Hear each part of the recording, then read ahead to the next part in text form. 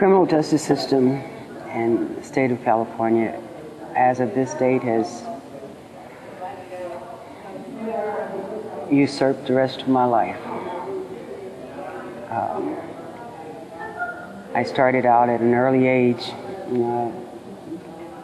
high school, college, Army, being the good girl.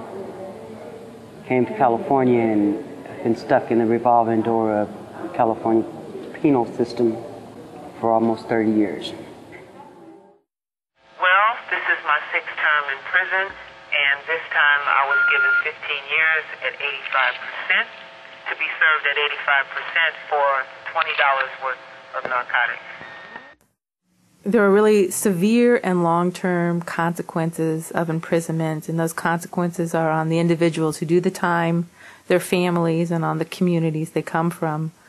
When people are released from prison, their sentences are not really over. They're denied access to public housing, to jobs, to funding for higher education. In several states, there's a lifetime ban on welfare benefits for anyone who's been convicted of a felony drug offense. And obviously, these policies make it extremely difficult for people to get back on their feet. It really is a system that's set up for folks to cycle in and out and back in again.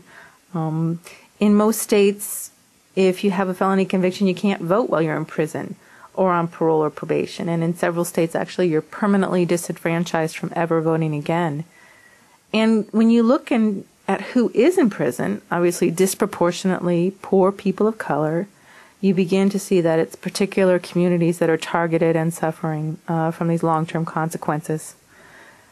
Because of this investment in prisons, and more prisons, so many of our resources are wasted on keeping people locked up instead of building things that would truly make communities safe, like quality education, adequate health care and housing, the elements, that make and build safe communities. And as a result, we all suffer.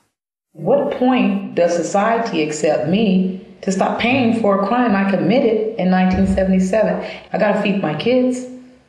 You know what I mean? I gotta feed my children.